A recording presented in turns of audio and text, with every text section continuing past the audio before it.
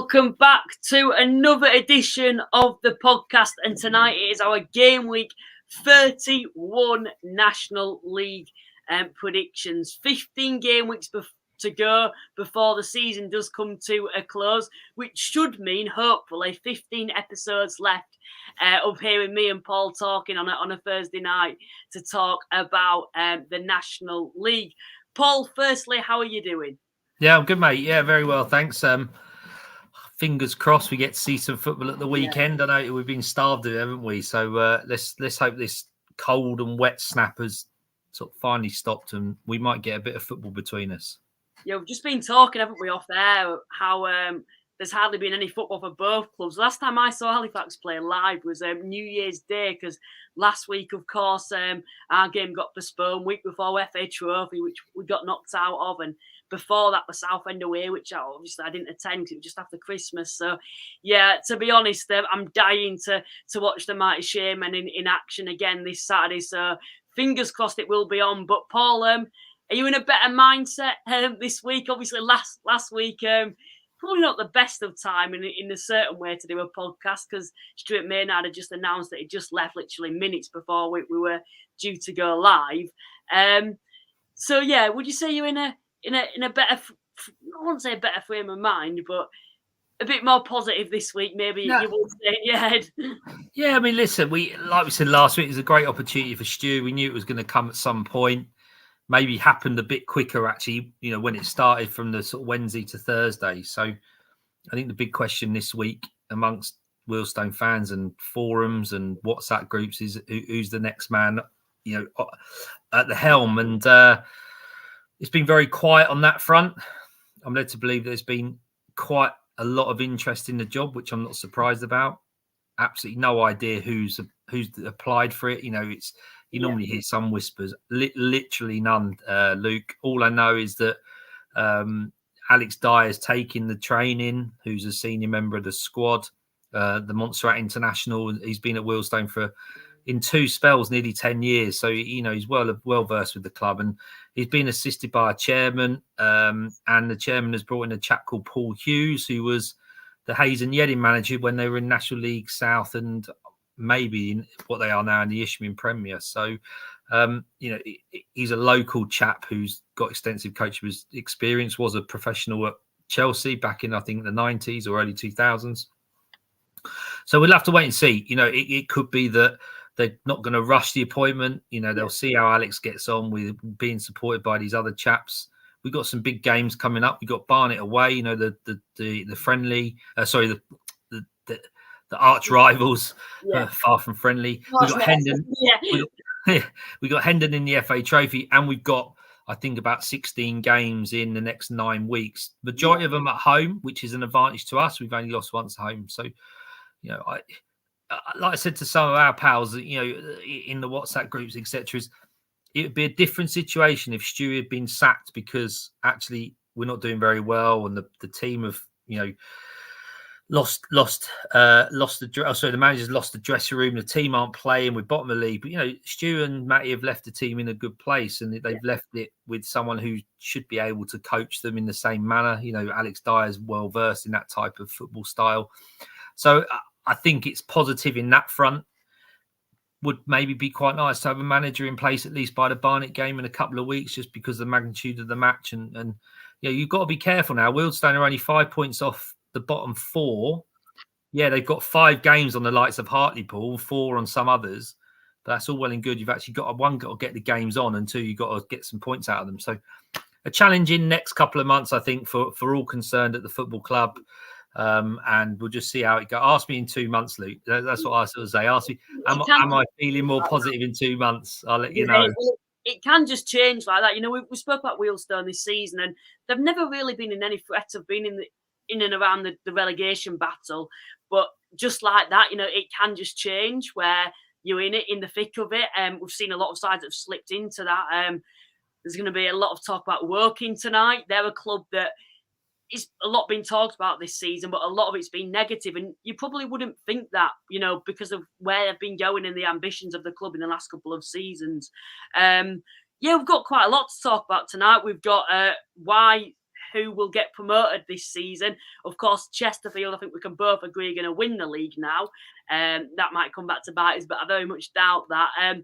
And then we've got the side that who's going to get promoted with them, because there's a door wide open there, isn't there, for a side to join them. At the moment, there's a strong case, of course, for Oldham. Some people might be talking about Southend having a late playoff chase and sneaking in and completing the fairy tale and getting promoted this season. Some might look at the sides like your Bromleys, your Barnets, who've been in and around the playoffs for the last couple of seasons.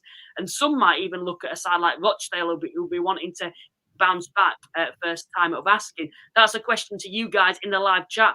We're going to come to you very shortly. 66 people watching at the moment, and we're only 6 minutes in. Very good numbers. Last week were good numbers. It's good to see that it wasn't just a fluke, and people are returning to the podcast. That's thanks to you, Paul, that is. No, I don't know about that, Luke. He's a good double act. We do all right. So we just got to keep people interested, which I think is what we do. So it's good to have that amount and people coming back and listening and engaging, and hopefully it may long continue into the rest of the season. Definitely, I'll hold you to that. Of course, also Oldham, we've spoke about them and about them being a potential playoff promote. A side that's going to get promoted this season. They're a side that have splashed the cash. We're going to talk about a few of the transfers as well. I also want to ask people in the live chat as well, how many sides do you think in this division are capable of stepping up to the league above and solidifying their place in League Two? Because I know we say the gap isn't very big, but if, let's say, you stuck Oxford City in there, I know there's no way they're going to get promoted. They're not going to have the capabilities of surviving because of the infrastructure there. It's just not all set. For those sides in and around the playoffs, which sides do you think, if they went up, will be able to hold their own and would be able to have quite a healthy future in the Football League? That's a question to you guys. But 71 people watching now. We're going to have a look at the live chat, see what people are saying. First person who's in tonight is Bilbo Baggins. What a name that is. Has to be Oldham. So he thinks Oldham will get promoted this season. Callum's come in, Paul. This is Alty, Bromley or Southend. If they sneak in, will win the playoffs, in my opinion. You need one name there. You can't pick three sides. You've got to have one. Let us know who you think that is. And then Lee's come in, who's a Wrexham fan. Oldham winning the playoffs if they get in. Yeah, well, they're looking like they're going to solidify the spot in the playoffs this season. And then Stingem is in, our Maidstone fan who's tuned in throughout the season still. So it's good to see he's still here. And he certainly will be positive at the moment after Maidstone's Cup run. We're going to do a bit of coverage on that in the upcoming weeks. We're hoping to get a Maidstone fan on to talk about that prior to the FA Cup game, because it's a massive occasion for your club. And then Zach's back. He's not been tuning in for quite some time live. Our Bromley fan is back. And then Jason's on, Paul. Chesterfield miles ahead of everyone else. Yep, I agree, Jason Vlogs. It's I think that the results in midweek helped them as well. That just sort of pushes them even further ahead, doesn't it? Someone said there's better teams in the playoffs than Oldham. Yes, it's going to be interesting because maybe Oldham fans and maybe even ourselves are getting a bit of ahead of ourselves, maybe you would say. Just play devil's advocate with Oldham at the moment, you might say, because they've won 4 on the bounce. It's when they start picking up some proper decent form. And if you actually look at the form, it looks healthy since Mellon's come in. When the season carries on, is there going to be a blip? And when that blip does happen, will they be able to cope with it? Because we've often seen Oldham be a side that when they have a blip, they have a very long blip and the fans turn against them again. For me, I personally don't think that's going to happen. I think they're going to be fine and finish inside the playoffs. Is that something you'd agree with, Paul, or do you have different thoughts on that? No, I agree with you. That they seem to have finally got their act together, haven't they? And shifted a few players on, and Mellon has slowly reshaped the squad. The other thing you got to consider is, and I know a lot of teams are out of it, but they're not in the FA Trophy either. I know they lost to Hendon, which probably wouldn't have gone down too well with the fans. But I think ultimately, if you ask them the question, would you rather get out of the National League or win the FA Trophy? They probably want to say they win the National League, so that they haven't got that distraction. So they're not going to have to play a Tuesday if they win the next round. So that may be a bit of an advantage to them. And it may be a bit early, into the back end of the season, but teams that tend to find that little bit of form pushing into the playoffs at the right time are the ones that tend to do well because they're in form. You get those that drop out and those that sort of push their way in, and Southend could be in that vein. I think Oldham, just purely, Luke, we're not silly. You look at their resource levels, you look at their probably their budget levels, you look at the quality they have in that squad. Bringing in Andy Dallas, in midweek, it speaks volumes in terms of where they could go. Thing is, we've not even seen what he's capable of yet. Oldham actually been doing well without him. Now they've added him. I think they're going to be a force. They also signed, is it O'Connell, I think, from Port Vale, who's coming into the midfield. Now, that's the position for me that I've always thought with Oldham. Maybe that's their weakness, is the midfield. They're clearly seeing that, and they're finding players to come in and do well. I know there's talks of players being offloaded from that midfield who are clearly, I won't say not good enough, but not good enough for Oldham standards and good enough for, well, maybe not fit into what Mellon's trying to do there. Mark Shelton being an example, very good at Hartlepool. It's not worked out at Oldham. They're looking to shift him onto another team now. I'm thinking that might be Halifax and hoping so, but we can see what they're trying to do there. Lloyd's also come in, Paul, and said, come on, Dorking. Lloyd is back. And then David's in, Paul. Hi, David. Yeah, even all Chesterfield can celebrate now and Oldham have all the momentum. Exactly that, David. I think that's a massive, even if that momentum is maybe a bit too early to sustain all the way through, it will give them enough of a bounce to secure their place in the playoffs or be comfortable in there if they do have a little bit of a blip. But I think if they show any level of consistency, Luke, then they're going to be in and around the playoffs, as I said, because of the quality that they have. Yeah, I'd agree with you on that. And then Callum's also come in, Paul. Got to remember the playoffs are one-off games as well. So, yeah, Oldham have a good squad. Now they are throwing the kitchen sink at it, but the Bromley pitch, etc. And, Callum, you've got a very, very good point. Form to a point goes out the window. It's who wants it more on the day, who has good games. We saw Bromley last year sort of almost do it. Have they got the experience of that? Do they want to face that disappointment again? No. So that will be a driving factor for them. And they're just a very good, solid team. Barnet, they don't tend to try and lose games, if you see what I mean. They go right to the end. Listen, bar Chesterfield, that's going to be a really interesting period of time for that other 6 places to see who ends up dropping in there. That is what maybe might be interesting this season compared to last season. Like last season, you're not going to replicate that probably ever again at this level. Or it's going to take some time before we see something like that.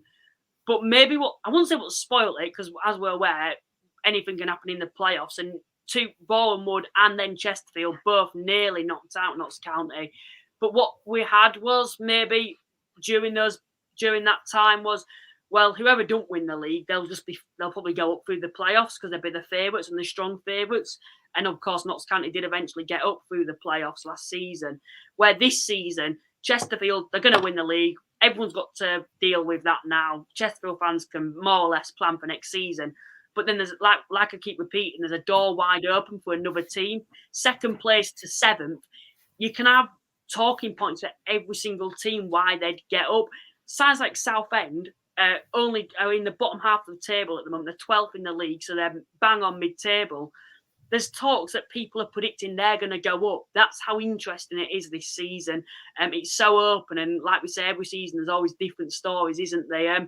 Elliot's come in tonight. He's a Hereford fan. It's good to actually, to be fair, Hereford are a side that they've had a lot of hard times, like a lot of clubs in and around this division with the league below and this division. And they're a side that I'd love to see them back in the National League because they're a well-supported side, and they're probably historically our football league side. I know we've had history with them over the years, Halifax and Hereford in playoff finals. Not all been good, to be brutally honest. But he's coming, Hereford fan here. How are Jack Evans and Kane Thompson-Somers doing for you? Jack Evans were doing very, very well for us at the start of the season, and then he's had an injury. Kane Thompson-Somers, it's kind of been the opposite. He had an injury at the start of the season. He's come in, and honestly, maybe consistency might be his issue, but when he's on it, he bosses that midfield. And for me, he's controlling games and dictating games. So, yeah, I'm very impressed with both of them, to be fair. So thank you very much for those 2 players. I do believe you actually released Kane Thompson-Somers. I can't believe that. But also, Paul, Phil's coming tonight. Phil Higgins, finally, Oldham are looking like the team we thought they would be at the start of the season. We will need champions form to challenge the top two, but I'll take being the form team going into the playoffs. Yeah, completely agree, Phil. I think it's a step too far maybe for the top two. You've left that a little bit too late, but yeah, you're going to get in those playoffs. I think it'll be a little bit of a slide if needed, if they're not going to be able to do that. And then we've had Harry, who's a York fan, and said, "Evening, lads. Welcome to the stream, Harry. Something on York. I keep using the old badge. I need to get used to using the old badge as well. I know I got questioned that on Twitter. And yeah, you can respond to Mr. Luke what he said tonight. He's come in once again. Hello, gents. No need to mention Saturday's result. We were quite poor in that game. However, Barnet on Saturday. Hopefully, we kick on this time. You know the drill. No pressure whatsoever. I'm just looking now. Yeah, you might enjoy the prediction I've got here for you, Mr. Luke. Yeah, you might not enjoy mine, to be honest. And then Zach's come in and said, "Can all have our opinions now for players, but we can only really start to talk about momentum once the final 10 games get underway." Yes, certainly. And Bromley aside, that I think there's been a lot of questions about them getting promoted this season because they're a side that have got that experience in the playoffs. They've been in the playoffs a number of times in this division. Is it going to be this time when they take that step forward and they actually manage to get promoted? And I think Bromley on their day, they can give anyone a game, and that includes Chesterfield as well. And then we've had Chris has come in, Paul. Chesterfield fan here. Kiddie looking interesting now with 2 back-to-back wins for their new manager. Yeah, definitely, without a doubt, they're the ones that are trying to make a bit of a fist of it. Those in that AFC Fylde are really trying their best to sort of claw out that bottom 4. So Phil Brown may have been mocked slightly, may have felt like a bit of an unusual appointment, but on the last 2 games, it feels like that it's the right thing to do. Let's just see how long he can hit, how long that may last. But certainly they've got that little bit of form back for sure. They hadn't scored more than 2 goals all season. Phil Brown comes in, they score 4 goals. It says a lot. And yeah, maybe when we saw Phil Brown coming in at first, maybe a lot of people thought, well, that's a bit boring. He's been around. He doesn't really offer anything interesting. He doesn't have the best track record at this division, when he was at Southend, although he was under very difficult circumstances. But for me, maybe it takes someone like that who's been here before, has that experience in this division. I personally think he knows what he's doing. And I personally think at Kidderminster, I think they've done pretty well to get hold of Phil Brown, in my opinion. And maybe it needs something different there for them to survive. They don't need to find a fancy manager who's got a very good coming young, attractive manager that's coming up. Maybe they need to get someone with a bit of experience in. And then Seth's coming, Paul. Yeah, hello, Seth. Seems like Oldham are kicking on and have a few good signings. Yeah, we've mentioned those, Alan Dallas and the lad in midfield from O'Connell from Port Vale, without doubt. And just consistency with Oldham. That's a big thing for me. Yeah, I think as well, I've heard they're rumoured to be bringing in a winger as well. I don't know if that Idris Khan, who's one of the names. I don't know if that would be a good signing or not. Is it someone you could see at Oldham, Paul, and doing well there? Oh God, yes and no. I mean, we know a Barnet fan who's in our little sort of blogging group and says that Idris Khan, who on his day is unplayable, but again, the consistency level of him is differing. So a different environment to him might be what they need. Barnet do play on the front foot in the final third. How much they play wide, I don't watch him enough to really fully appreciate whether he's an asset to them. But he clearly is. He's a National League quality footballer, and if you get given the opportunity to go somewhere like Oldham, who may be pushing into the plus, difficult one because Barnet are obviously there or thereabouts as well. But if he's not getting any game time and probably promised some at a different club, he may well go. But we'll see. There's always lots of speculation about who goes where, isn't there, this time of year? Yeah, for me, the thing with Idris Khan is I think on his day, he's a player that's capable of playing in the Football League. But like many players at this level, he's not consistent enough. He's literally, he might as well not be there in certain games. But then when you look at him, I think in certain other games, he's literally a game changer. And maybe that's something that Oldham need. especially on the wing, because it's something that I've noticed they don't particularly have too much flair in the team at the moment. There's no one that gets on the ball and excites you and drives at the defenders. So maybe it is a good shout. And then John Joe's come in and said, Ulti are my pick to win the playoffs. Yeah, Ultra are another side. I've certainly surprised that a lot this season. Do they have what it takes, in my opinion, to get promoted? Personally, no. I just don't think they're good enough. I don't think they've got a goal scorer in there, and I don't think they've got that experience of being in the playoffs in the past, and I do think that will be vital come the end of the season. Tom's coming, Paul. Tom Gascoigne. Hi, Tom. I'd like Southend to join us, which is Chesterfield, but I think it's a big ask. I think, that is the biggest ask, notwithstanding their minus 10 points. They did just a few weeks ago, just slipped slightly when they were really on a good run. I think what will be important is now when they get stuck, because they've had 2 or 3 games postponed themselves, so they haven't played in a while. They've obviously brought in the centre forward from his name's Danny Waldron. So Danny Waldron's come in as a centre forward. They've got a couple more signed on long-term contracts. Colin Endy and Engang is the goalkeeper who's just signed again today. So yeah, so they're putting together quite a good squad that's going to be there for the next couple of years. So maybe they're considering, are we going to realistically going to go up this year? Are we signing lads onto a couple of year deals to really go for next year? Almost be the Chesterfield of next year. Because if Chesterfield go up, Oldham go up, you'd like to think someone like Southend will be the next ones on the sort of starting grid to be the champions or get promoted. So I don't think they'll give up any hope. They're certainly a very good National League side, and as we know, if they didn't have those 10 points, they'd be a lot healthier in terms of being in those playoffs. So I think it's a tough ask, but they certainly are capable of it. Aaron has come in tonight and he has said Halifax versus Wealdstone this week. Is this a historical derby? It is on the podcast, or does it just so happen that our gracious hosts happen to find themselves on opposite sides? Yeah, it's going to be an interesting. We haven't even mentioned that yet. Of course, Paul, for those who don't know, is a Wealdstone fan. I'm a Halifax fan. Facing off this Saturday.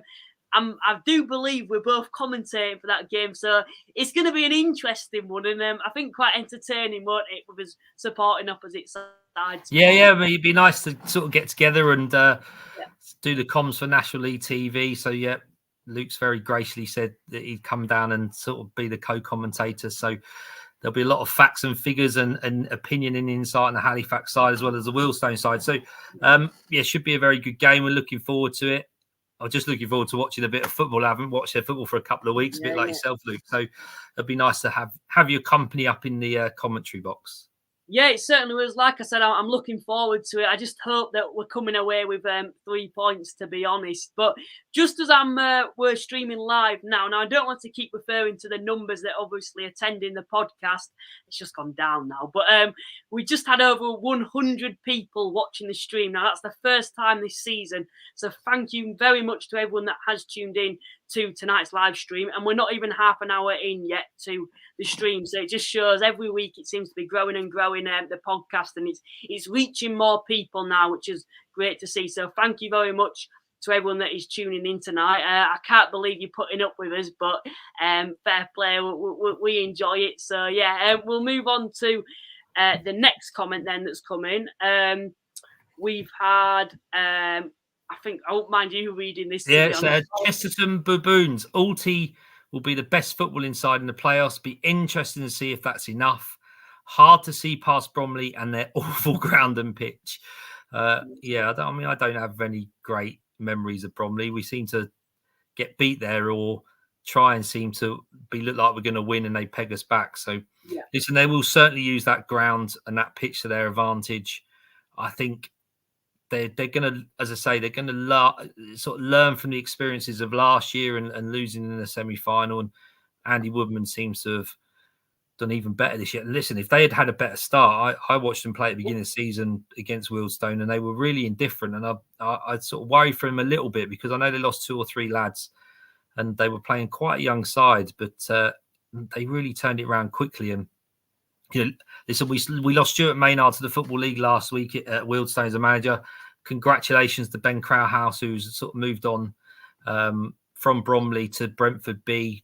Fantastic move him. I saw him. He scored the goal at the game I was watching, and he's a real talent for an 18-year-old kid. So another really good non-league prospect has made that step up. So congratulations to him. Whether that affects how Bromley play, I'm not sure. I think Andy Woodman's got a decent enough squad for him to be replaced. Paul's come in and said Bromley v Barnet in both finals. I'm guessing that's referring to the FA Trophy and the playoff final. That would be some call, to be fair. Barnet a side that maybe in the playoffs could do something, and the side that maybe we're not talking about as much as what we were at the start of the season because they've had that blip, but yet they have recovered and they are fairly comfortably sitting in third place at the moment, aren't they? Oh yeah, without doubt. And you can't discount them by any means. It's just when you start looking at teams, they were second, now third, whereas Southend were sort of 10th and 11th. Oldham were 10th, 11th. They're now 7th, 6th. So Oldham are picking up, Southend are picking up, whereas Barnet aren't. They're just trying to stabilise. So I think it's to do with that form, really, more than anything. Hence why people aren't talking about Barnet as much as maybe those teams that are creeping up. Yeah. But listen, Dean Brennan, as long as his teams defend, they got a chance of winning because they have got a very good attacking force. They are very front-footed in that final third. They do crash the ball in. They do use restarts and set plays to their advantage. And, there's more than one way to win a football match, and Barnet use what they've got to their full benefit. If he can stay a little bit more defensive, then I think they'll be fine. If they start leaking goals and getting caught, like we've seen some games this season, then that may come back to bite them. But I think they'll be good enough to stay in that playoffs by a long stretch. It's on the day, those one-off games where they actually get to a point of being able to take it all the way to the final and beyond. George has come in tonight. I believe he's a Woking fan. Hi, Luke and Paul. Woking's still a bit rough, but personally, I can see massive improvements. And the new Luton lad looks like one for the future, I believe he's meant to say.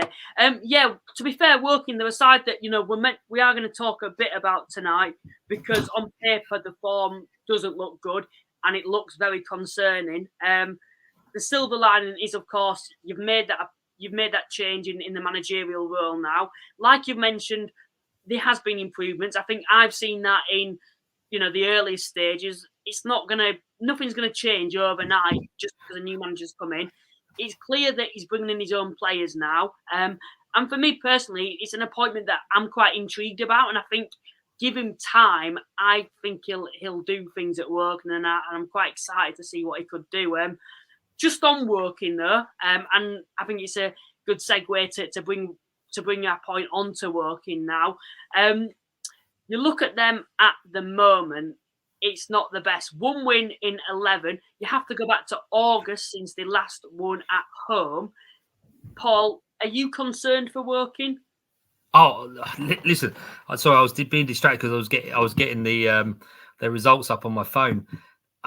Massively concerned for them. I know that the lad there just come in and said, I can see improvements, but at some point those improvements have to manufacture better results. They've lost the last 3 games, and they've let 7 goals in those 3 games. They haven't won in the last 5. The last win away was at Dorking. They lost to Weston-super-Mare in the FA Trophy. There is nothing that leads me to think that they've got any sort of form to get out of where they are at this present time. That's not to say they won't, because they have got the new manager. He's new to National League in terms of managing. I know he's played it with County and assistant managers at different clubs. But they need to start picking up results. To get 2 points out of the last 5 games, it doesn't matter if you've got a new manager, it doesn't matter if you've got new players. That is worrying form without a shadow of a doubt. And if I'm honest, I do fear for them because AFC Fylde and Kiddie are sort of going up and picking results up. Woking aren't. So once you start dropping into that rut, it's very, very, very, very difficult to get out of it. And they'll be playing with an awful lot of probably fear, not a lot of confidence. They won't want to lose, so will they set up not to lose and then can't win a game? And there's a whole number of things. So, I really do fear for Woking at this present time. Yeah, I'd agree. Although I think they're going to be fine. Like I said, with my predictions, I do genuinely think as the season progresses under the new manager, I'm quite confident they'll get out of the current situation. But yeah, they are 3 points adrift in the relegation zone at the moment. Of course, they have got 2 games in hand, but I think what is concerning maybe for them is that sides like Fylde, maybe it's too far to say Kidderminster are improving as well, but they've got a win now. Ebbsfleet are out of the drop zone now. Sides are starting to improve and Woking aren't. Now they need to start gaining form, and I think once they get that win, they might start to get a bit of momentum. But at the moment, you don't know when it's going to come. They've got Oldham away now, who are on probably the most informed side in the division at the moment. Oldham, you go in there. It's not the type of place you want to go. But the thing is, where do you want to go at the moment if you're working? Because they just don't seem like they're picking up at all. And like I said, I'm pretty confident they'll get out of the current situation. But overall, this season has been horrendous. It went from being a good start to the season to being a below par season and being quite underwhelming to now being in a horrendous division and it being potentially a disaster for Woking, because the last thing their fans will want or the club will want with the hard work they've done over the last couple of seasons is to be back in the National League South, because the side that have done so much off the field, they've improved on the field over the last couple of seasons now. They're looking like a side that have got the ambitions to get to the Football League. They don't want to do what Torquay have just done and gone down and be back to square one once again. Stuart Allen is in tonight, who's a Gateshead fan. Away the lads. Evening all from Gateshead. Jacob Holmes has come in, Paul. Yeah, York's unbeaten run looking scary for Hartlepool. And when do you think this will end, lads? I don't know. I mean, as you know, Luke, I've sort of given York a few pelters over the last few weeks, and new ownership came in and they signed players, and were they of quality? And they started to sort of speak up the fact they could get in a playoffs and could get promoted, and they were lucky they weren't dropping into the relegation. Listen, fair dues to them. They've remodeled their squad that little bit. A few have gone out, a few have come in. They obviously went and got a good experience in Neil Ardley. Matt Ugler seems to have calmed himself down and sat in the background, and actually now they're starting to see fruition of that. And there's no fear of them going down. I did really fear for them, thinking they would go down, and I don't think there's any chance of that now. And really, it's a case of consolidating this season and pushing on to next. As for Hartlepool, who knows? They've just got Kevin Phillips in, haven't they? Unproven at National League level, certainly proven at the EFL level and Premier League in his playing days. Did very well at South Shields. A good appointment on paper, but he's got a bit like Mick Doyle has at Woking, massively underachieving. Was recruitment good? Yes, they've been hamstrung by a couple of injuries to key players like Mancini, who's now back playing. I don't know. It's a difficult one. Hartlepool managed to sign a few good lads, in the last week, so I think they will be all right. And Jacob, answered your question. I think it will end sooner rather than later. I think it may even end on Saturday. I've got them down to have a favourable result against York, purely because they're at home with a bit of a bounce. The fact they've got those 3 or 4 new lads, so I think it'll end soon. I don't think they'll go down, but they've certainly underachieved like Woking have. Yeah, we will be coming on to our predictions very shortly. Just my thoughts on the new Hartlepool manager. I'm going to be honest, I'm not particularly keen on this. And I know there's this question, isn't there, about footballers, exceptional footballers, which Phillips was at the top level, becoming managers and being successful managers. Now, if you look at his track record, he doesn't really have any experience at this level. Okay, you've got to get it at some point, but you're going into a Hartlepool job where it's a little toxic at the moment. The fans are against the owner. They've just had a bid rejected. The owners rejected a takeover bid yesterday, or it might have been today, actually. And you're going into that situation where it's a little bit toxic. They're clearly not in the best financial situation at the moment to bring in players, and I don't think he'll have much freedom to bring in his own players. But you actually look at him as a manager. He's been at South Shields in the lower leagues. South Shields were a side that have got a lot of money in a 2 leagues below, I believe. And they were the favourites to get promoted a couple of seasons ago. He didn't do that on first time of asking. Second season, he got them promoted and then later left. For me, I don't think he's done anything outstanding considering the budget that he's had.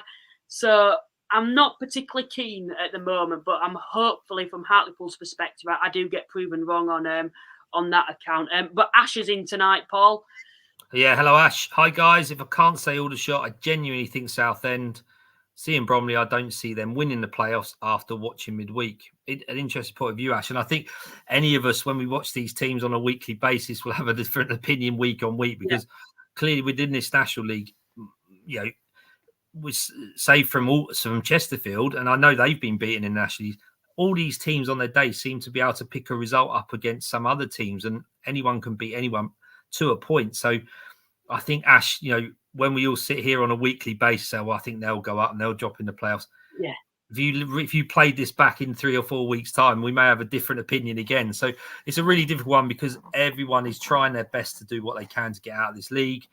You know, especially at that top end. And I think anyone could beat anyone on their day, and that really makes it interesting. I want us to update our predictions again, Paul. I think we need to at the moment because the amount of changes I'd make, and we only did that like a week ago now. So yeah, it certainly is. It does change our opinions literally overnight. You know, you look at Dorking now. Last week we were talking about them being in a relegation scrap and being a side that could go down this season, and the fact that they're out of form. Yet they go and pick a result out when you don't really particularly expect it. And then now you're thinking they're going to consolidate. It does change like that. And I think, you know, they've got Bournemouth away this weekend. We'll be speaking about that shortly. But for me, like I said, I think Dorking, when they need to, they do pick up the points. And that what shows a side I think is capable of surviving this season. Someone's put York to get playoffs this year. Yeah, I very much doubt that, to be honest. It's not going to happen there. Let's be honest there. Sorry to spoil the dream if you are a York fan. But 1 or 2 bold predictions out there. Someone's actually come and said Dorking awful the other day. Couldn't get over the line, could they? This is what I mean. Sides turn up weak. The sides that I've seen in the playoffs, and I'm like, how on earth are they in the playoffs? Then I go and watch them when on TNT, and you think, yeah, that's why they're in the playoffs. For Altrincham, for example, when we went away to Altrincham, I didn't think anything to Altrincham at all, probably because they didn't turn up on the day. Yet next time they're going and giving Chesterfield a game. And for me, I think it depends when you catch them. I think if you really want to have an assessment on a team, you need to be watching a number of games, especially in this division, in my opinion. Someone said, can Oldham, this is another bold one, can Oldham catch Chesterfield? Nope, it's not going to happen, unfortunately. And then we've had evening everyone from a Dagenham fan from down south. Good to have you joining us. And then, is it David or Daniel's coming tonight? Daniel, yeah. Where do you think Aldershot will finish at the end of the season? Looking at the league table here, they're currently 9th on 41 points, actually joint with the 7th place Rochdale. I think Aldershot have got a bit of a problem because seem to start leaking goals. I know they got Josh Stokes, sold him, and I believe is he coming back on loan? Possibly if he hasn't been confirmed, I can't remember off the top of my head. But the real problem with Aldershot is the fact that they're leaking goals. When you look at their recent form, you know they were on fire, weren't they, Luke? But you know they've lost 4-2 to Kidderminster. They were 2-0 up. They lost 6-1 to Bishop Stortford, and they did play a strong side in that. They obviously lost 4-1 to West Brom. That's a give. You know you give them that one. But you know they lost 4-1 to Chesterfield, 5-3 to Eastleigh. You know they're letting lots of goals in. Yes, and they're capable of scoring. So I think that Tommy Widgerson's really got to try and address maybe being that little bit tighter at the back because they are good going forward. They've got some excellent footballers. I think that may be the challenge for them to stay in and around those playoffs. Obviously, they're playing Rochdale on Saturday, so that's a massive match. Quite a big, you know, a 6-pointer in as much as, you know, if Aldershot win, then actually they go above Rochdale. If Rochdale win, they go 4 points clear of Aldershot. So it's a big game for them. And can they get in the playoffs? I think there's an argument, as Luke quite rightly says, for any team that goes down to sort of Southend on 34, maybe Bournemouth on 34 points. only because Southend have got games in hand as well. So yeah, listen, all the way down to 12 could get in that top 7. Yeah, well, when I look at Aldershot, I think you predicted them, was it 9th, 8th? It was something like that when we did our predictions a few weeks ago. I predicted them just to finish inside the playoffs. I personally don't think that FA Cup or FA Trophy, the FA Cup run and then the FA Trophy game has done them any favours, because it's given them a break from league action when other sides are actually playing. So they're managing to, have more points than them and create a bit of a gap. And I always have the opinion, I don't know what people in the live chat think, but I would much rather have points on the board than games in hand. Because, when there's games in hand, you know what you need to get to catch the sides above you. And it puts more pressure on you, in my opinion. You might look at it in two ways. Of course, there's another way of looking at that. And for me, when I look at Aldershot, also having an FA Cup run, they got knocked out of that. They're on a down after that. They then get knocked out of the FA Trophy, which was a competition that they took very seriously because they want to get to Wembley. They're quite a big club that haven't been to Wembley in their entire existence. And I know that's something that Aldershot fans are very passionate about doing one day and getting there. The only way they can do that now is in the playoffs. And then you think you're back to league action. Maybe you wouldn't want to be going away, especially now that you've conceded 4 away from home to Kidderminster. And now you're in quite a difficult situation. The high's kind of ended, hasn't it, now, where you've had a massive cup run. There's all that media exposure. Now you've kind of been brought back down to earth. And I think they need to find some form again, to be honest, because I do think they're capable of getting into the playoffs. They're just a side that might not be consistent enough. And home form's certainly been their strong point this season.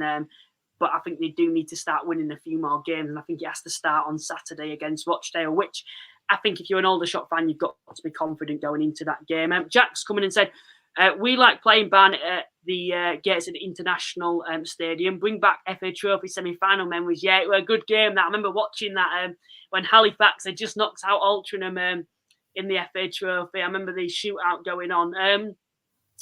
And then we've also got Dominic has come in and said, what do you think about Stuart Maynard's departure and Alex Dyer becoming an interim manager? I'll leave that to you, Paul.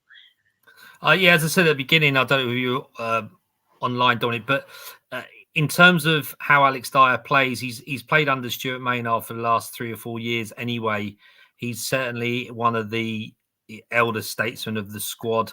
He's got vast experience, played abroad. He actually played under Graham Potter in Ostersunds. He likes playing that brand of football. He knows the football club. He's been there in 2 spells, sort of over 10 years. So he doesn't have any ambitions to be a manager, but I think he's really enjoyed being a coach, looking at what he sort of said online this week. He's going to be assisted by football people in Paul Hughes from Hayes and Yedding and another lad called Peter Holmes. So in the short term, I don't think it's a problem. As I said before, they're coming in a good place. The Stewie Maynard's left the team in a relatively good run of form.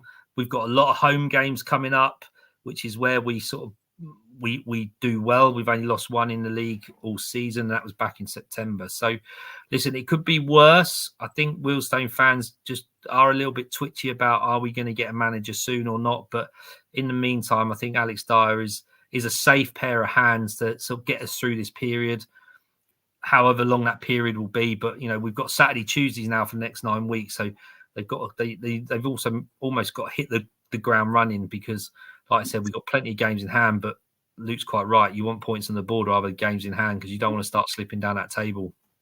Jake's come in and said, Aldershot versus Rochdale predictions. We will do that very shortly. I know there's probably a lot of new people watching tonight, 113 at the moment. What we'll do is literally in about 5-10 minutes time, once we've got through the live chat, we go through every single game, analyse it, give our prediction. We have our own predictions league. I might as well mention this as well. I'm winning at the moment. For the moment, it's very tight. At the end of the season, whoever loses on the predictions league has to wear a rival's colours for the final show. So for me, that'd be a Rochdale shirt or scarf or hat. For Paul, that'd be a Barnet shirt, hat, scarf, whatever we find come the end of the season. And Ash has come in and said, a question for you both. Aldershot next week go to Wealdstone Tuesday, followed by Halifax on Saturday. How many points will they get? I'll be at both games. fair play for going to both games as well for that, because that's some doing, especially to Halifax as well. What we saying then, Paul, for that? Well, I'd like to say maximum of 3, because I'll take 3 off you and none off us. It's a really difficult to say, Ash. Genuinely, it depends how well our team respond to Alex Dyer. I'm hoping it's going to be more than positive, and they'll just carry on. We are at home, so I'd like to think that we'll take some points off you. Aldershot are leaking goals. Halifax don't score many. I think they could both be draws, both those games. Yeah. I'd say from an Aldershot perspective, if I was an Aldershot fan, I'd be saying 4 points, get a win in either game, and then get a point. And I think you'd be happy with that, especially afterwards. As I'm guessing you'll have quite a few home games after that to catch up on, which is really where you are strong this season. Someone said, "What's up, Luke? I was wondering if you think Halifax will get promoted this season." Personally, I'd love to see us get promoted, but I honestly don't think we'll be good enough come the end of the season. But you never know; it's wide open for many clubs. I just think there's 2 teams that will be better than us. Chesterfield are clearly better, and I just think we won't be consistent enough to get promoted. But you never know, a bit of form, and maybe that'll change. And then we've had any more coming in. Dawkins said very poor on Tuesday from a Dagenham fan. Paul's come in tonight and said, "Evening, the Southend fan from Slovakia, love it.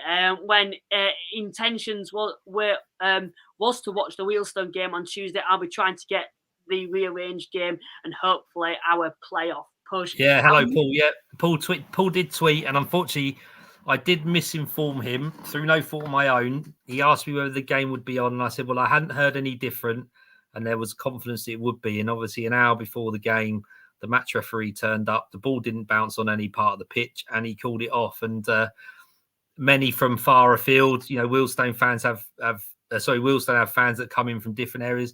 Obviously, the Southend fans, I think there was about 700 of them were coming. The team came and the ref called it off. So, from that point of view, it wasn't great on Wheelstone's part. I think they were hoping that the referee might make it playable, think it's playable. We've got an awful lot of games to catch up on. I don't think we could take the risk of maybe calling it off, but it did seem a bit bad for it only to be an hour before. And yes, unfortunately, big shout out to Paul, who travelled all the way from Slovakia to watch his beloved Shrimpers, and please come and fire me on the rearranged fixture. I'd love to say hello. Yeah, that's class. That obviously not because the game was called off, but for making that journey over, and you're very unfortunate. Under the circumstances. But yeah, I love it when we're getting international fans tuning in. We get a few Americans. We've got an Argentinian that tunes in, and an Australian who's an Oldham fan as well. I love seeing the international fans tune in. And then we've had, in all honesty, how many points do you see Chesterfield dropping before the end of the season? You're putting us on the spot there. We had quite a big segment on Chesterfield last season, and can they break the point record? We both agreed. Paul agreed, and I don't think they will, because I think they'll have it wrapped up in so much time. They weren't particularly looking for that record, and they'll probably take their foot off the gas, in my opinion.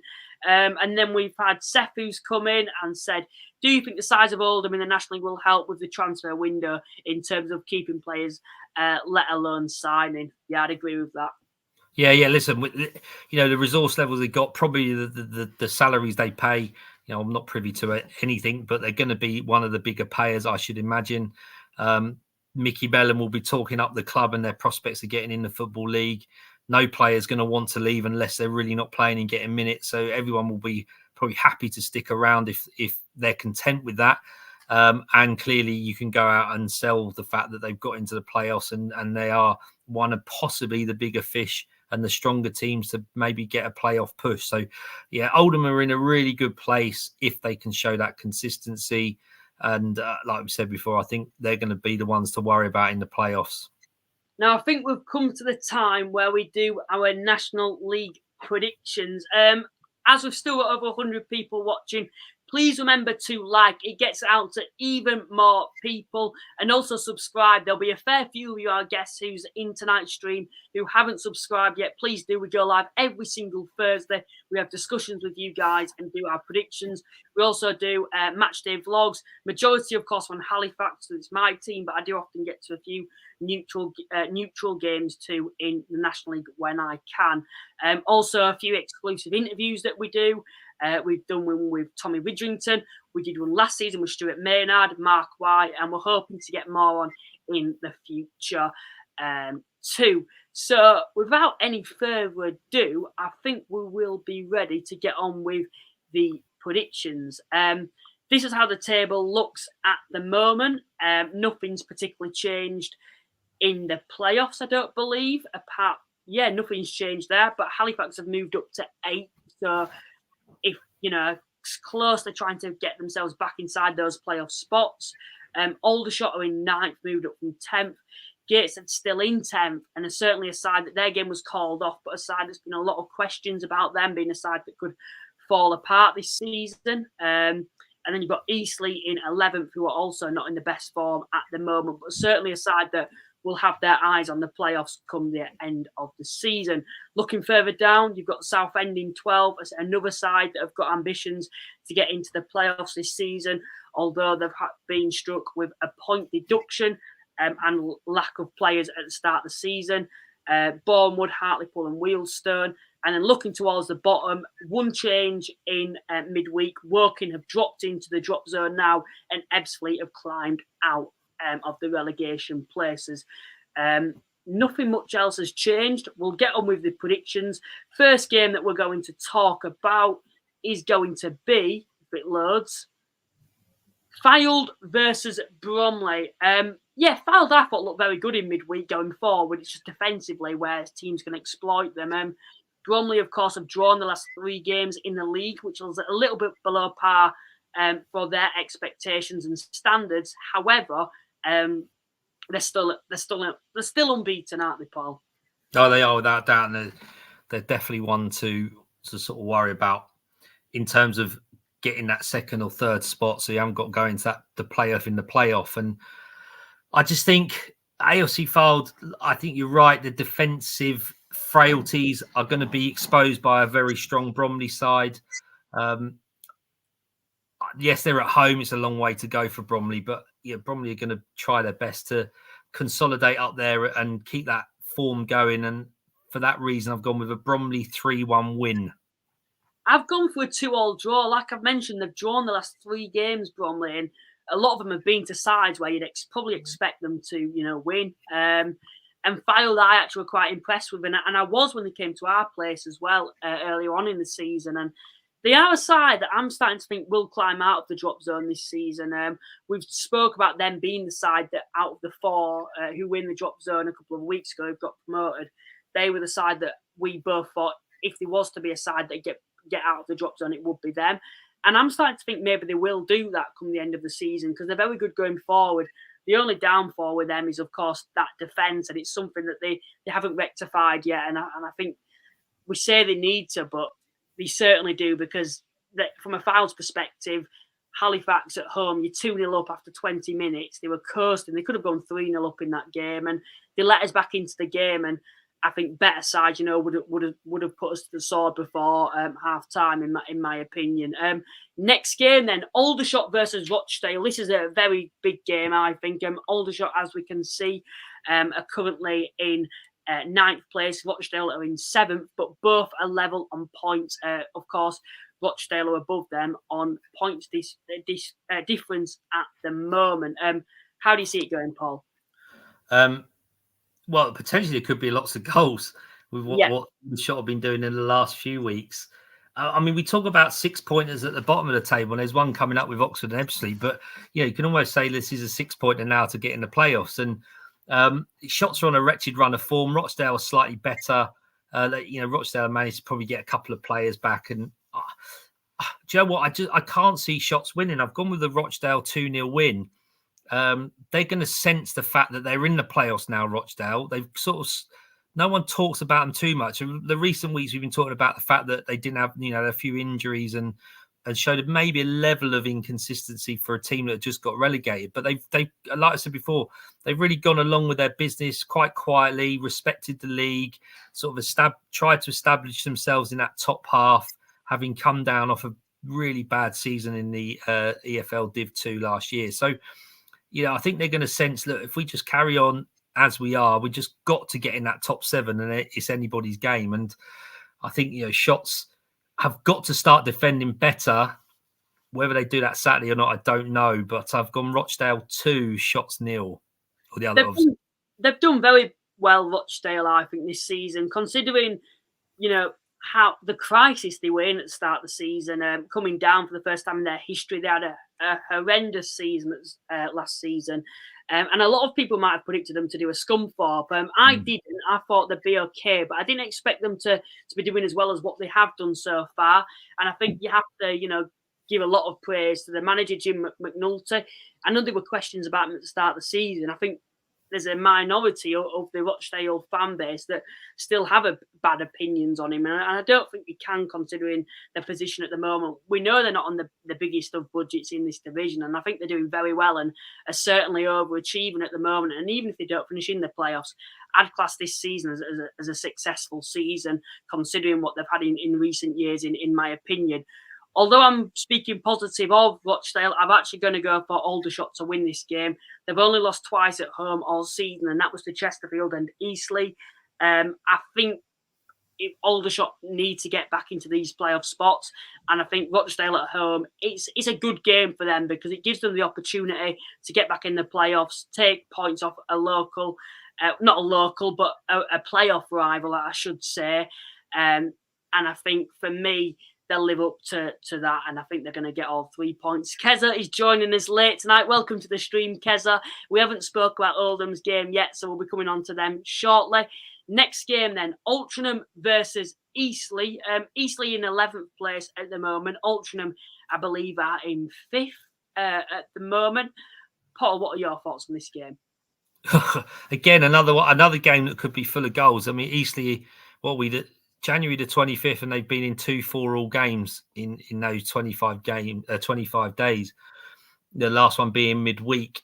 The bonus Eastleigh they've got Paul McCallum in absolutely red hot form, top of the scoring charts. I think we spoke at the beginning of the season about who might be at the top end of the table in scoring charts. We may have mentioned McCallum, but I don't think any of us would have put him up there. He's having an absolutely phenomenal season. The problem, I think, with Eastleigh, and I saw someone comment earlier, there's no point having the top scorer in the National League if you're going to let goals in. Alty are very capable of scoring goals. I know they share it out. They haven't got that out-and-out striker. Alty being at home, I've gone with 3-2. I think this will be the sort of big score of big scoring game of the week. And I just fancy Altrincham to sort of expose that defensive frailty Eastleigh are sort of showing and win 3-2. I'm going for 2-1 to Altrincham, so slightly different. I think Altrincham being at home, I think will get them over the line. But I think with McCallum going forward and the amount of goals in this Eastleigh side, for me, I think they'll manage to get a goal in that game. And it should be a good game, this, to be fair. I think in the reverse fixture, I believe Eastleigh defeated Altrincham. So it should be a good game. We'll move on to the next game then now. The next one is, of course, Borehamwood versus Dorking. Borehamwood in 14th at the moment, I believe. Dorking have climbed right up to 19th place. And of course, not much, actually, if you think about it. But yeah, they were in 20th place and they're now 4 points clear of the drop zone. I'm actually backing Dorking in this game. I've got a feeling, after the result they got in midweek, I think they're going to back this up with another win against the Borehamwood side that have certainly improved in the last couple of weeks, but I still think they're not the Bournemouth that we saw last season, and I think a lot of people have certainly found them out now with them having quite a similar squad to what they've had in the last couple of years, and maybe it is a question about Luke Garrard's time at Bournemouth coming to a close, because he's been a manager, I think, that deserves a chance in the Football League at a club, but he's been loyal to Bournemouth and stuck with them, but I think now, with what's happening there, it doesn't feel like much is happening, and maybe the squad that he's built over the last couple of seasons has maxed its potential now, and it's certainly aging, in my opinion. I think it might be time for Bournemouth to have a bit of a refresh, in my opinion, and try something a little different. So I'm backing Dorking to win this game 2-0. What do you think, Paul? I've gone with Borough. I've gone with Bournemouth to win 1-0. It's I think you've hit the nail on the head with Bournemouth, an aging squad. You know, Luke Garrard, was there a bit of unsettlement in the summer? Was his recruitment good? Is everything okay behind the scenes? Just feels like there was, like we said, there's always been something. The good thing with Bournemouth is they're up to 13th place. They're mid-table. They're unlikely to go down. And they've slowly crept up to that point without anyone really noticing. We sort of noticed at the beginning of the season when they were really off form. They slowly sort of clawed their way into mid-table. And listen, Dorking are bang in trouble, if I'm honest. You know, I know they've had 2 or 3 injuries over the season, but you know, Mark White has got to start considering what they're going to do in terms of being more defensive. I think I don't think that they're brilliant at the back. They do play a good football. You know, this is a clash of styles on Saturday. It's on a lovely pitch, so you know Dorking will still be able to play that sort of style of football that they do. Genuinely, I think they're banging trouble. You know, the quality they've got is there, but they're not showing it, and it's their second season syndrome. And are they being found out, etc., etc.? So I think they've really got to be careful. I don't think they'll win on Saturday. I think Bournemouth will just do enough. They set out not to lose, and if they nick a goal, I think they're going to win, and they'll win 1-0. I think when I look at Dorking, last season, I think they were an unknown quantity, weren't they, last season when they first got promoted into the division, and they kind of shocked a lot of teams, especially a lot of the big boys, and they were scoring a lot of goals but conceding a lot. This season, it feels like they're slightly different. Maybe they're not conceding as many as what they were, but they're not scoring as many. And of course, that's down to a lot of injuries that they've had. James McShane is out injured again now, and he was their top goal scorer last season. So I think when I look at Dorking, and they're a side that are very unfortunate with injuries, but a lot of sides are, and they need to be able to adapt to that to be able to survive in this division, because they're not the only side that are going to get damaged by injuries. Maybe they need to be looking in the transfer market, and I'm sure it's something that Mark White, will be looking to do in the next couple of weeks or so. We'll move on to the next game then now. Chesterfield versus Southend. I think this is a very, very, has got the potential to be a very, very entertaining game, because I don't think it's straightforward for Chesterfield. There's a few sides that you might bet on being capable of getting something at Chesterfield away from home this season. I'd put Southend in that bracket. And I'm going to be a bit bold here. Of course, Southend beat them at their place at the start of the season. Of course, it's a very different story going away. But I just think there's going to be teams that are going to go to Chesterfield and be able to take points off them at some point this season. And I think Southend will be one, and I think it'll be a 1-1 draw. They're very good defensively, Southend. They're very hard to break down. And I think they're one of the only sides that's capable of being able to cause issues for Chesterfield and be able to cope with their attack. So I'm actually going to go for a 1-1 draw, which is very bold. I think it's the first time this season I've not predicted Chesterfield to win at home. But yeah, I'm going to go for a 1-1 draw for this game. How do you see it going, Paul? Well, first of all, aside from Wealdstone versus Halifax, this has got to be the best National League game of the week. It certainly on paper looks like it could be. Look, I've gone safe. I think Chesterfield are just going to be a bit too strong for most teams they play. I know Solihull sort of were able to match them over the Christmas period for long, got a result and matched them for a long period on the other game. I just think Chesterfield are just too good. You saw them dispatch. Who was it they dispatched the other day in sort of 5 goals in the first half? Gateshead. They were just really, really good and really clinical and played some amazing football. A couple of the goals they scored were brilliant. I know Southend will be a better proposition than Gateshead are at that time, but I think Chesterfield are going to win 3-1. So you've gone more safe than me. I would say you've not gone bold with that, but I have a feeling, Paul, you might. It felt like because you said you've gone safe, you've got a slight feeling in the back of your mind that Southend could get something here. No, listen, they easily could. But my gut feel is that they did. Chesterfield are just too good, and they'll win 3-1. Fair enough then. Remember to get your predictions in, guys. We'll put them on the screen. It's good to see what people are saying. Most people are back in Chesterfield, as you'd expect, but one or two people are actually going for a few draws, like we've seen here. He's agreed with me, Ash. I've always liked Ash.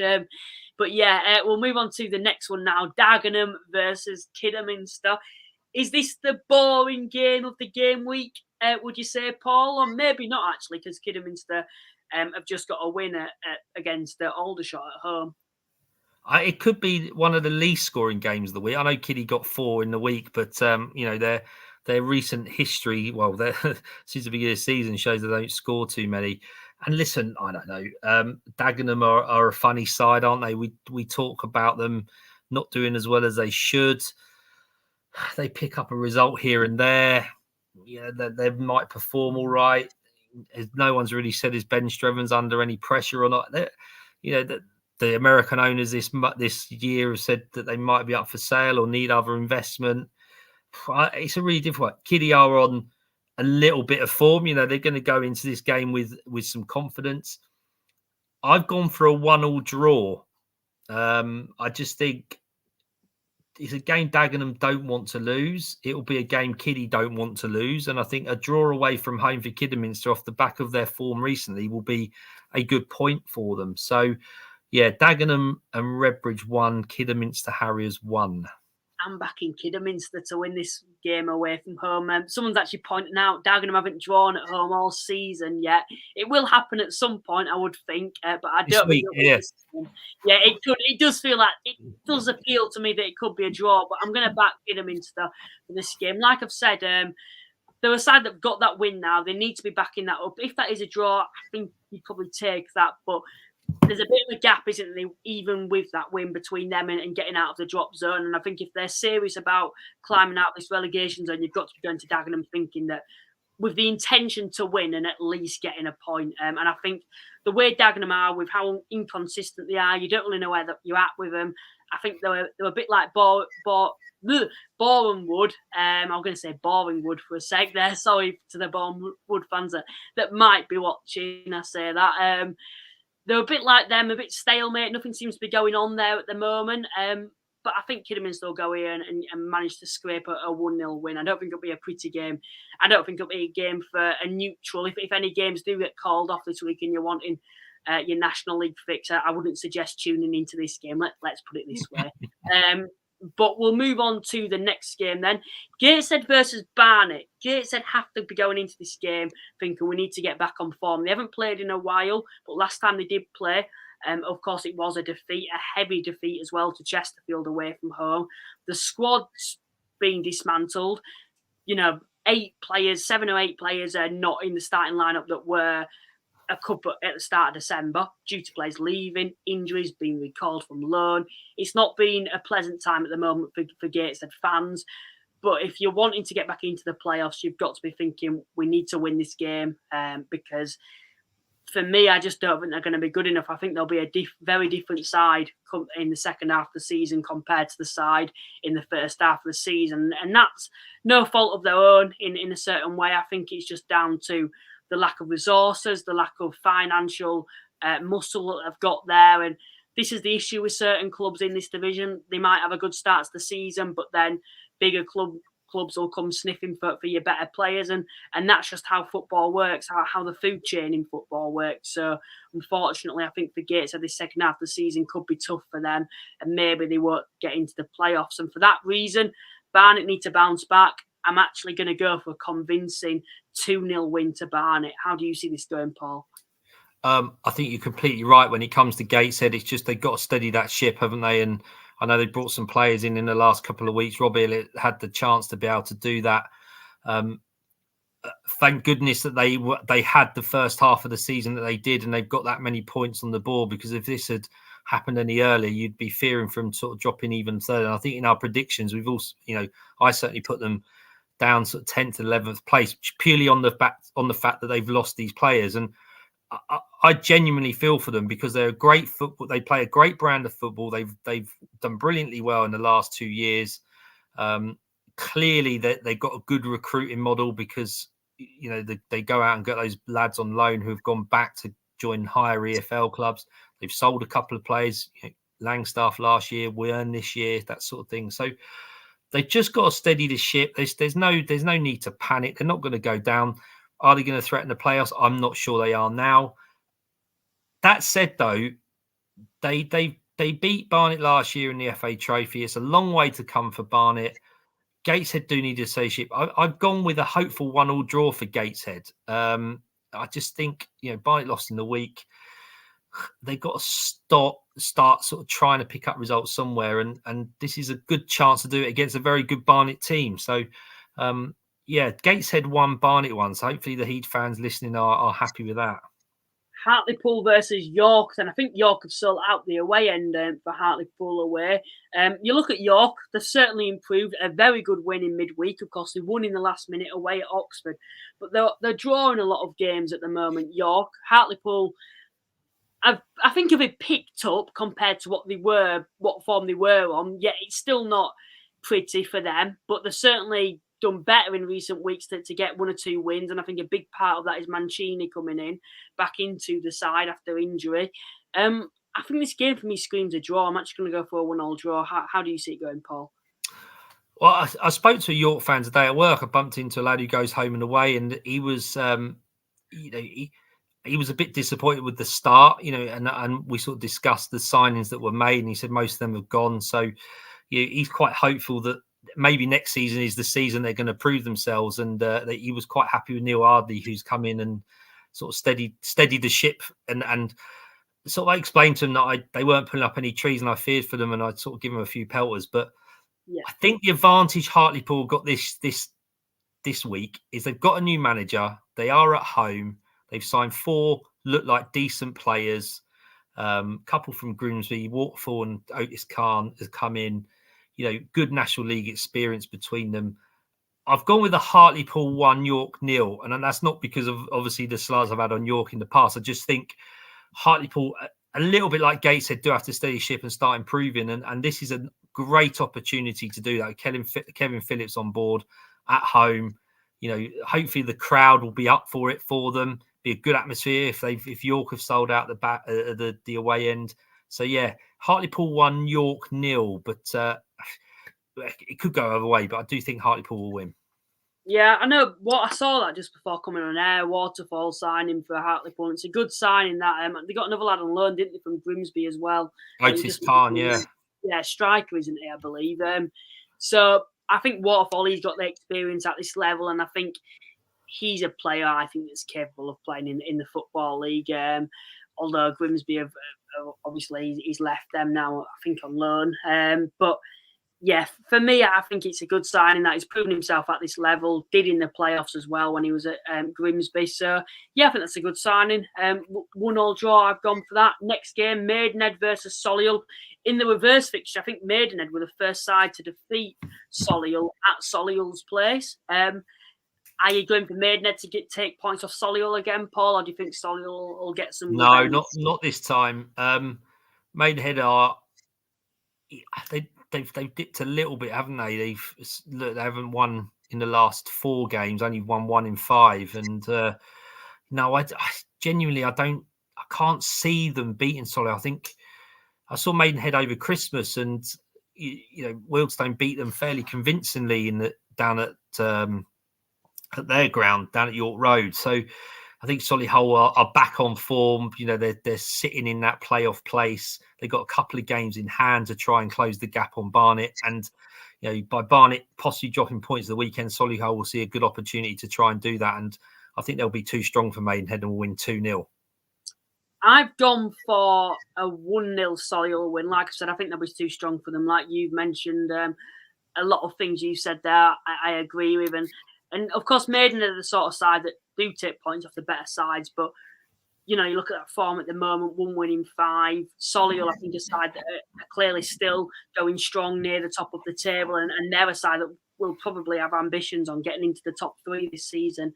I don't think it's out of reach for them. I don't think they'll do it, but I think it's a realistic target.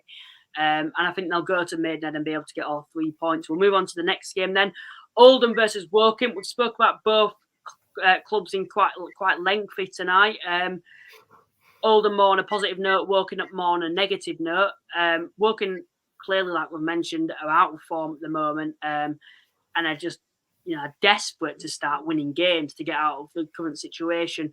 Oldham are having probably the best time they've had in a number of years at the moment. 4 wins on the bounce. I'm backing Oldham to win again. I don't think they'll batter Woking, but I think they're going to win 1-0. How do you see it going, Paul? Oh, well, I've gone 3-0. I think for the same reasons you said. Oldham are at home. Woking are bang out of form. We talked about the fact that, performances may be there. There may be encouraging signs, but they've got to convert those into some sort of points. Oldham, on the other hand, are the team with that bit of momentum in the playoffs. And Andy Dallas has come on board. I think they're just going to be too strong for Woking, and they'll win 3-0. We'll move on to the next game then now. Oxford versus Ebbsfleet. 2 sides got promoted this season. 2 sides that, especially Ebbsfleet, probably haven't had seasons that they would have liked. So, of course, Ebbsfleet are out of the drop zone now. I don't know how, but they are. Oxford sit bottom of the league table, which is where I predicted them to finish at the start of the season.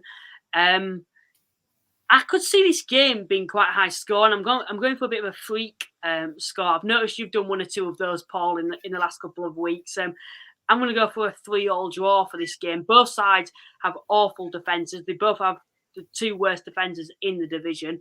So for me, I'm going to go for a 3-3 draw. How do you see it going, Paul? I've gone with a 2-2 draw.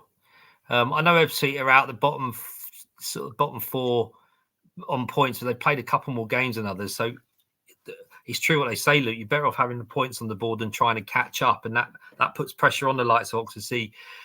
We talk about the Shotts Rochdale being a 6-pointer at the top. This is going to be a 6-pointer at the bottom, isn't it? And if Ebbsfleet can just, whilst they're out of the top 4, keep winning, then that's going to be better. I think the advantage is Oxford City are at home. They're playing on the plastic. They do play a good brand of football. I'm very surprised with them because I did have them down to be the team that may have got out of it at some point, because they seem to be. I was encouraged by their performances. They weren't getting battered. They were holding on to some games. They picked up a good few results, but they just haven't ever kicked on. And I think the fact that the quality of their squad is maybe limited at this level. I'm not saying they're not a quality footballers, but at this level, it's a big step up. Whereas Ebbsfleet are full time, and I think maybe in the back end of this season, that will probably help them to get out of the trouble they're in. I saw them down at their place a few weeks ago against Wealdstone. Wealdstone got the ball in the last third 99 times, kept getting the ball in the box, didn't score a goal. Ebbsfleet, I think, got in the Wealdstone's half 3 times, got a penalty, went 2-0 up, and they had something to gain from, something to sort of hang on to. And they defended manfully, to be honest, considering they're quite a weak team defensively on paper and some of the performances that have been spoken about. So, yeah, I think you're right. There could be some goals in this. I have gone Oxford City 2, Ebbsfleet 2. Let's move on to the next game then, and it's the final one. Our 2 sides facing off. It only happens twice a season, Paul. In the last game, we got the better of you guys at a 1-0 win, but it's going to be a very different story at your place. You've only lost once at home all season. I've gone for a 1-1 draw. I think it's a difficult place to go for me. I'm going to go for a 1-1 draw for this game. And I think that'd be the best result, because come the end of the game, we can shake hands without being unhappy or being overexcited, if that makes sense. So, Paul, lead with me. No, I've gone with a Wealdstone 1-0 win. Listen, that's actually a good thing, though, to be fair. I completely appreciate Halifax are very, very good defensively. They're very stingy in letting goals in, aren't they? And I think it's just the fact Wealdstone's home record is so good. And I know we've lost our manager, but this is the first game that Alex Dye will be in charge of. So, the fans will be behind him. We could have worse teams to play if that, and no disrespect to Halifax, we have worse teams to play in this situation. I think Halifax being that little bit toothless up front is going to help us. Yeah. And I don't think it's going to be high scoring, but I see our boys just nicking a 1-0 win, Luke. So hopefully we can shake hands at the end, and you won't be too annoyed if that happens. But who knows? Who knows? Yeah, I do hope that doesn't happen, but I think that's kind of a good thing, to be fair, and that you've predicted yourselves to win for that game. But no, I think that more or less wraps up this week's edition of the podcast. For those who are still with us, please remember to like and subscribe. Liking gets it out to more people. Subscribing, of course, builds the community up even more. I'm sure there'll still be a handful of you that haven't subscribed to the podcast yet. Paul, once again, thank you very much for joining me tonight. No problem, Luke. Yep, see you on Saturday. Yeah, it should be good. It should be good as long as we come away with all 3 points. For those who are interested, we'll both be on commentary. So if one of your games gets postponed, fingers crossed it's not our game. Remember to come tune in to me and Paul waffle on about our both clubs on Saturday. Thank you to everyone that's still with us tonight and tuned in. Thanks to everyone that's got involved. Like I've mentioned, please remember to like and subscribe. And we will see you next Thursday. Bye for now.